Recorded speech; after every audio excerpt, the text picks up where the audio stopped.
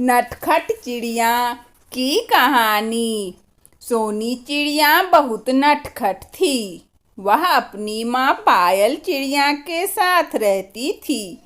पायल, सोनी, मैं दाना लेने जा रही हूँ। तू घर के पास ही रहना, इधर उधर मत जाना।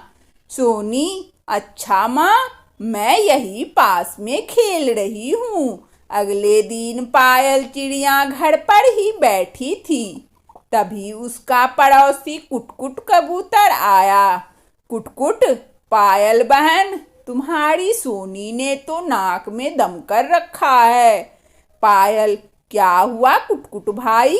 कुटकुट, मैंने कई महीनों से दाना इकट्ठा करके एक बोरी में रखा था, ताकि बरसात में दाने के लिए ना भटकना पड़े।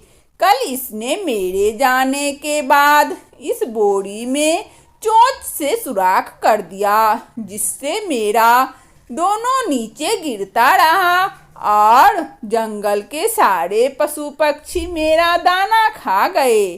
पायल, नहीं, मेरी सोनी ऐसा नहीं कर सकती। आप रुको, मैं उसे बुलाती हूँ। सोनी, ओ सोनी, इधर आ। सोनी, हाँ बोलो माँ, क्या काम है? पायल, ये कुटकुट भाई क्या कर रहे हैं?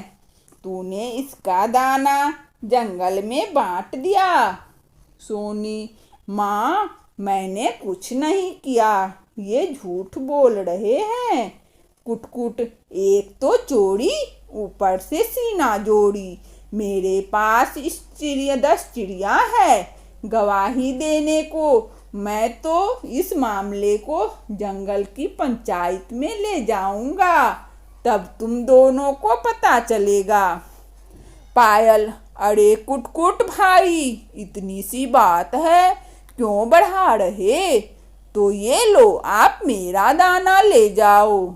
यह कहकर पायल कुटकुट कबूतर को एक बोरी दाना दे देती है। उसके जाने के बाद पायल सोनी को बहुत डांटती है। पायल, तेरी शरारतें बढ़ती जा रही है।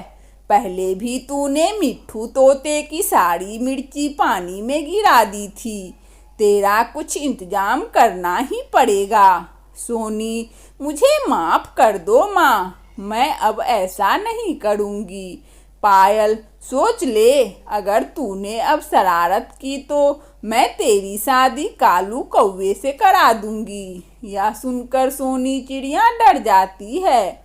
कुछ दिन बाद गांव से टोनी कबूतर जंगल में आता है। वह बहुत सीधा साधा था।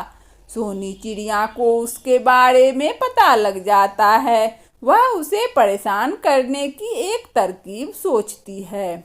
जब टोनी कबूतर अपने घर में बैठा तो सोनी चिड़िया उसके घर पहुंच जाती है। टोनी कबूतर, तुम कौन हो? सोनी, तुम इस जंगल में नए आए हो, मुझे नहीं जानते। मैं जंगल के राजा की खास सेनापति हूँ।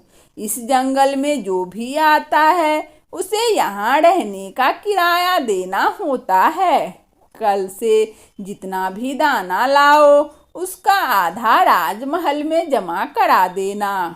टोनी, लेकिन मैंने तो इसके बारे में नहीं सुना।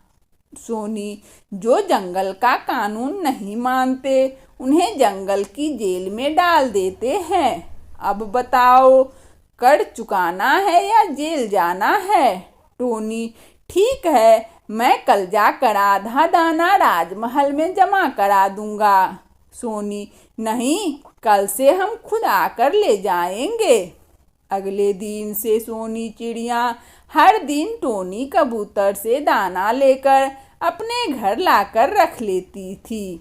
इसी तरह कुछ दिन बीत गए।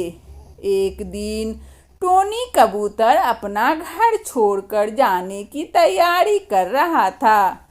तभी कुटकुट कबूतर उसके पास आकर जाने की वजह पूछता है।